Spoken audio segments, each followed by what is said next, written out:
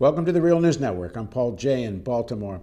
One might have expected in the U.S. presidential elections that Iran would be more of an issue than it is, with Israeli Prime Minister Netanyahu saying that the development of a nuclear weapon in Iran is imminent and the need for an attack on the Iranian nuclear sites, and then a pushback by the Obama administration and top American military leaders saying, no, not now. In fact, some American military leaders have gone so far as to make it clear that the U.S. would not be involved if Israel launches a unilateral attack.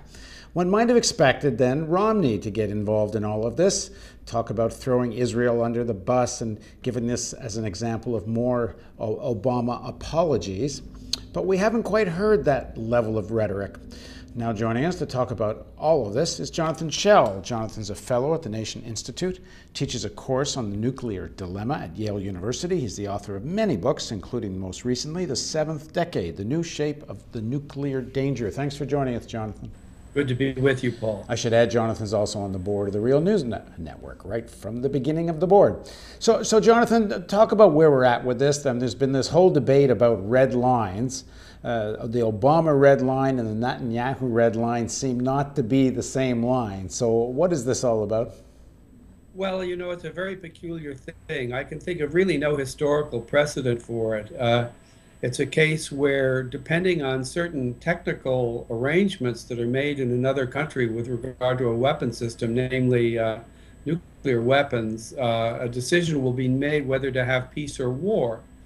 Mind you, it's short of their actually getting the bomb, because almost by definition, the policy can't be to wait till they have a bomb, because then they would deter you. And so everybody's talking about red lines. In other words, some technical step that Iran would take that would precipitate a war, an attack, either by Israel or the United States. But the funny thing is that almost nobody, and I think I can say nobody, has actually defined what they would consider a red line to be. It's a very curious situation. Let me read you something from Netanyahu, gives you the flavor of the discussion, very curious. And he came closer than anyone else, really, to finally defining a red line that should supposedly serve as a trigger for an American attack. But here's what he had to say. I think that as they get closer and closer to the achievement of weapons-grade material, and they are very close, they are 6 months away from being about 90% of having the enriched uranium for an atom bomb. And I think you have to place that red line before them. Now, what on earth does this mean? They're 6 months away from being 90% of having the enriched uranium. And yet we know that we're not here talking about weapon-grade uranium. At most, we're talking about some medium-enriched uranium.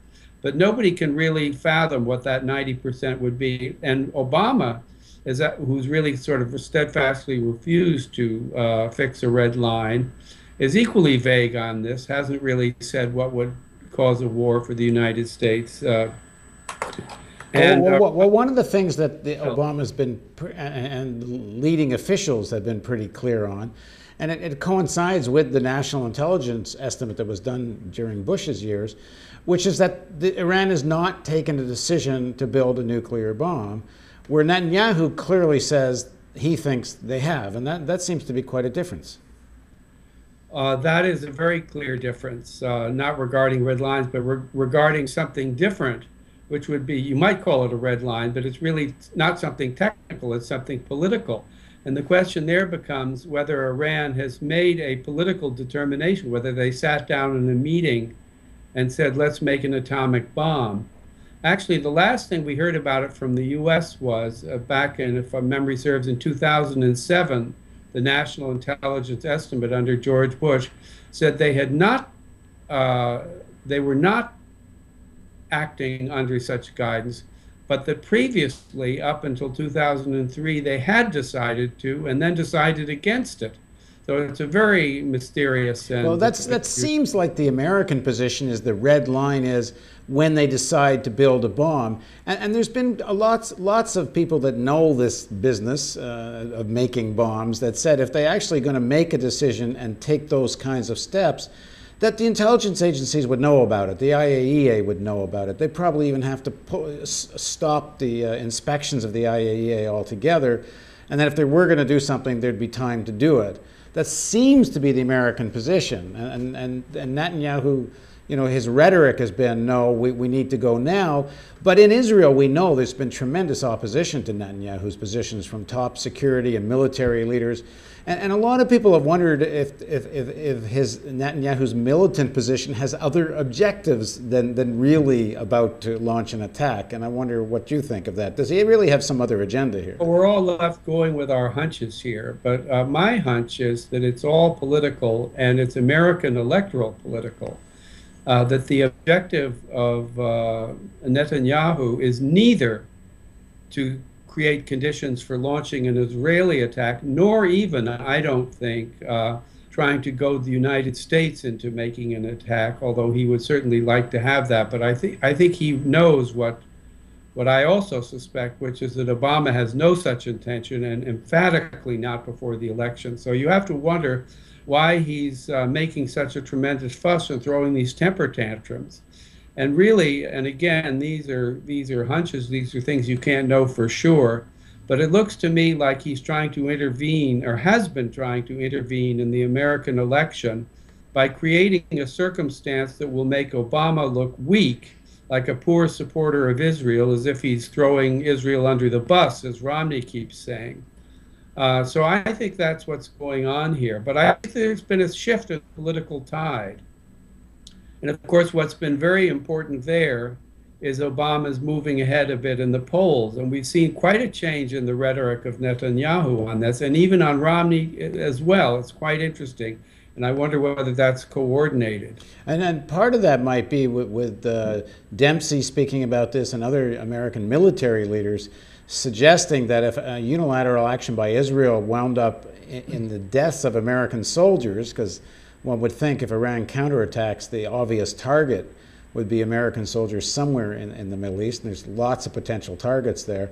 If some Americans start dying as a result of this, we're seeing that even some of the neocons are saying, you better be careful here. You could have a real shift in American public opinion, where Israel starts getting blamed for the deaths of U.S. soldiers.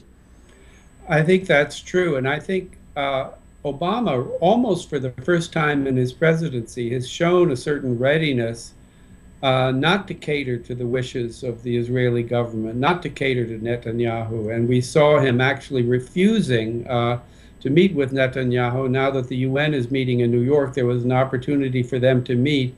And Obama said, really, I don't have time on my schedule for that. And it was considered to be a kind of snub. So he was actually willing to take a little bit of political heat of that type, and to risk the perception of being seen as weak that Netanyahu was trying to create. And then in an interview that Netanyahu did in Meet the Press on Sunday, he too backed off a little bit and refused to distinguish between the positions taken by Romney and Obama.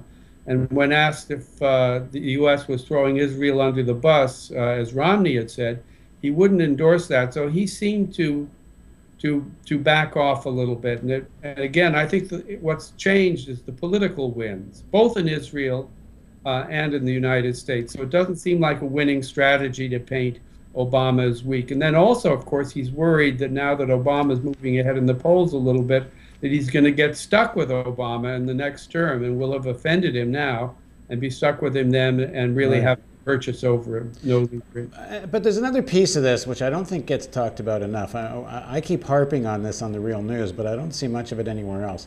Which is, it's like a magician. Look at my hand waving around over here, and the real action's in this hand. And you have Netanyahu, screaming about war and potential unilateral attack. But over in this hand, what's really going on is that there is a war going on against Iran, and an economic war of very serious sanctions that's causing a lot of hardship for ordinary Iranians. And not only economic, it's also military, low-level military, because after all, 5 Iranian nuclear scientists have been killed, have been assassinated, in all likelihood by Israel, which refuses to really clarify the matter. And also, just this week, we had 2 major explosions in electrical plants that feed the nuclear plants in Iran. And then on top of that, we've had an incredibly serious departure, really, in the whole history of warfare, and that is the use of cyber war to actually upset the technical arrangements in the centrifuges in the nuclear plants in Iran. Really, the first instance of that historically, and something that's full of consequence for the future, because we can expect other countries to get into that line of work as well, not just the United States, which has been doing this, in Israel. And President Obama has yet never, I don't think he ever gets asked by mainstream media, and he's certainly never explained, how is it that you're involved with such serious sanctions against Iran when your intelligence agencies are telling you they don't have a nuclear weapons program? That if they don't have the nuclear weapons program, then what's the justification for the sanctions? Well, I think that there is an answer that could be given to that question. And that is, and this again goes to these clouds of fog that are rolling over the whole Iranian program, and what would be a red line and what wouldn't be. Because one of the things that's happened here that's is not sufficiently noticed is that Obama really took on board the Bush policy towards non-proliferation of nuclear weapons. And he bought into it big time with Iran just a couple of months ago when he said that he wasn't going to have a policy of containment or deterrence, he was going to have a policy of prevention. So in other words, the policy that they've both embraced, and this is again something new in the nuclear age, is one of preemptive war in order to prevent a country from going nuclear. And that is really something radically new. And once you put yourself in that box, it's very difficult to get out of it again. And so I think what we see is that they're trying everything short of war in order not to either have to make good on that promise, or, as I suspect would really happen sometime after the election, would be to back out of it.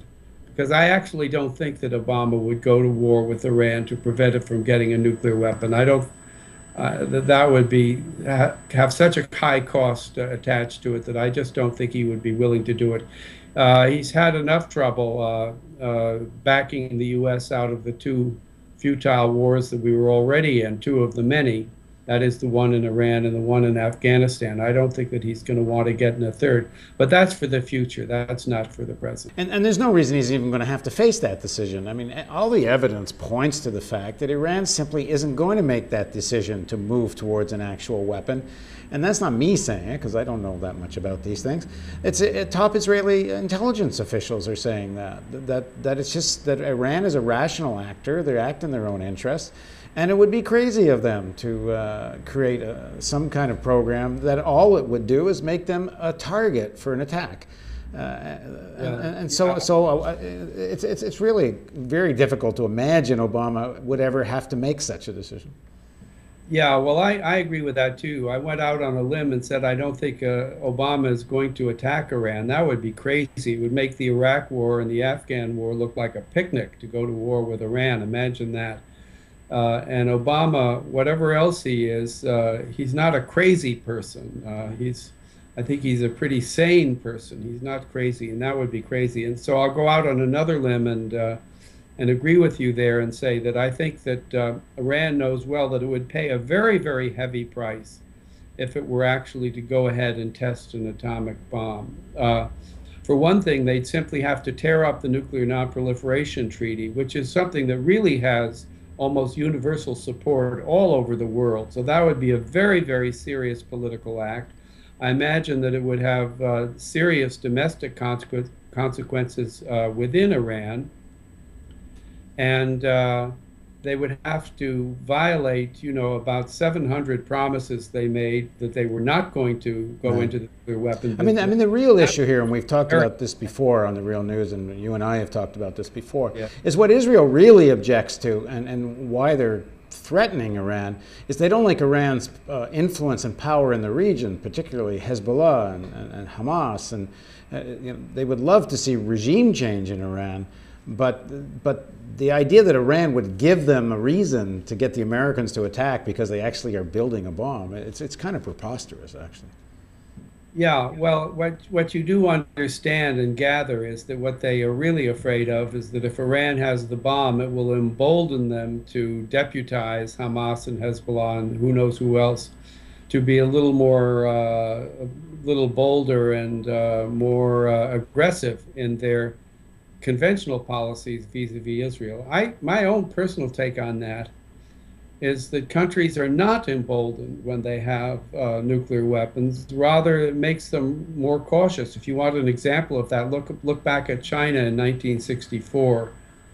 Mao Zedong talked a very tough line about having the nuclear weapon, very belligerent, very reckless sounding. And the second he got the bomb, he turned all cautious, and you hardly heard of it again, and made them very cautious. Mm. So I think the Israelis are wrong on that point, but there is good evidence that they believe it. Right. Okay, thanks for joining us, Jonathan.